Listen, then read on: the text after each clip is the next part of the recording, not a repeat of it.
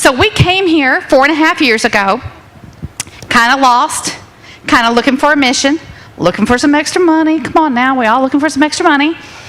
And then Andy has taken everything to the next level. When he partnered with integrity, y'all, it wasn't just for him. It's for all of us. He opened up the next level of opportunity for all of us.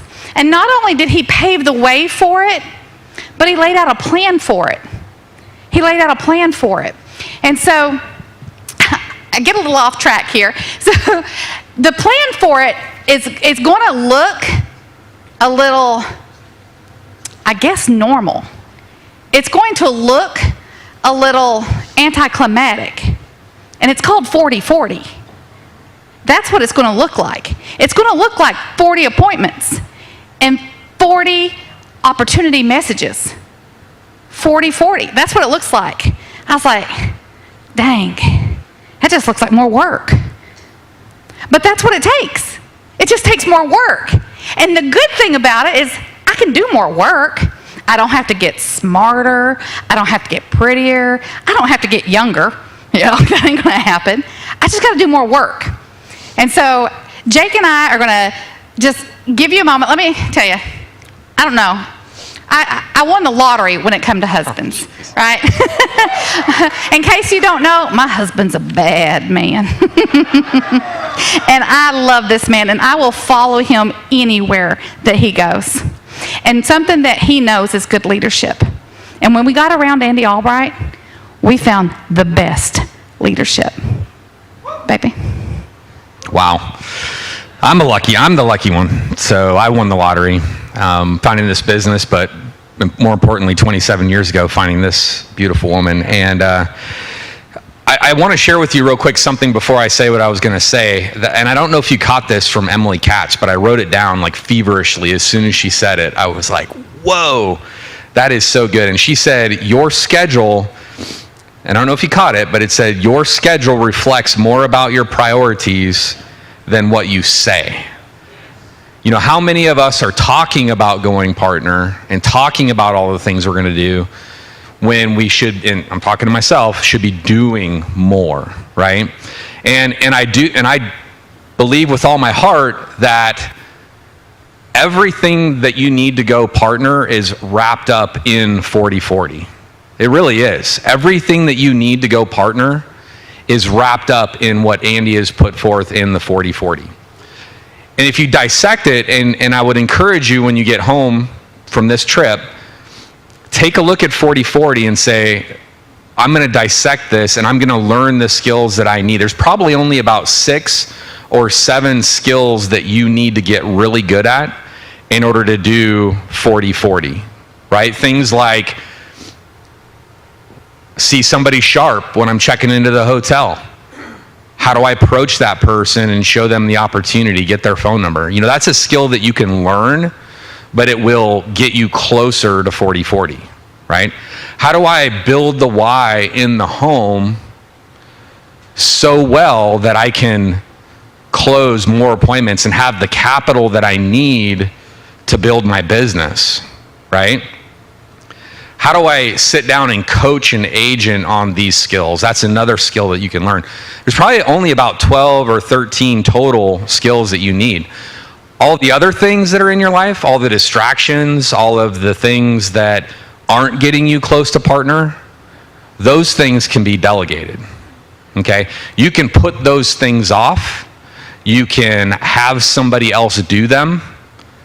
And that's something that we've learned since we got here into the Alliance. Like, for instance, I mean, we've delegated some things that help us to be able to have more time. Can you talk a little bit about that? So, one of the first things we realized we could hire out right away was household help. I don't have to train somebody how to clean a house. There's a lot of people out there with that skill, and they're more than happy to do it for us. I just had to come up off of an old mindset. I love how Stephen Davies talks about how poor people have reasons why. You know, the other person was rich. They think that it's always that way. Well, where I'm from, people had, I guess, snide remarks about people that had resources, as if it were a bad thing. As if it were a bad thing. Like if somebody else hired someone to come in and clean their house, they'd be like, well, you know, down there, the Smiths, they don't even clean their own house. Like it's a bad thing. Do you think I want to clean my own house? No, I just want a clean house. I don't have to be the one to do it. I can hire that out. But y'all, it sounds silly, but it took a while to get my mind right on that. I thought I was letting my family down. But really what I was doing, I was letting them down, but not living up to my fullest potential on taking them further. I was letting them down by not providing a higher platform for them to stand on when I'm no longer here. Anybody can clean a house, right? And I'm not putting that down. It is a necessary skill, and Lord love Miss Deborah. She comes in every week and does it for me. I love it. I just give her some money, and she cleans it, and we all like it, and we're all happy. And I'm teaching my children, you know what? Your time can be better spent on the talents that God has given you. Now, there are some people that is their talent. Let them pursue it. But what has God given you? Let's focus on that. Because the other stuff, we can hire that out. So. So how many of you all mow your own lawn? Like, just raise a hand, right? Be honest. Stop it. Stop it. How many of you all clean your own house, clean your own toilets? Raise your hand. Stop it. Stop it. Yo, you heard the part where we make about $500 a pop? I pay somebody $100 a week. $100 a week to clean my house. Stop it. Go sell an app and pay them for the month. Have them come in and do it for you. And you just freed up time to dial. How many of you all make your own dials? Keep doing that. That's a good thing. That's an income-producing activity. No, that's okay. That's good. That's real good. That's what you're supposed to do, right? Don't stop that. Don't stop Keep going. that one. That's the things you focus on. You focus on the parts that get you closer toward your goal. The other stuff is distraction. The other stuff is excuses, really.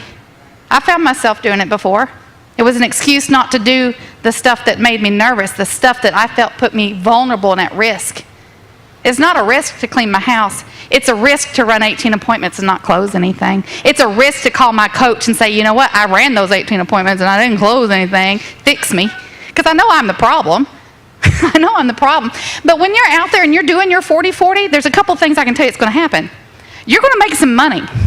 Baby, did we make some money this month? We made some money. So far, month's not over. Month's not over yet, right? Over 50 grand in a month. Who wants to put over 50 grand in their bank account this month? Right? Who wants to do that?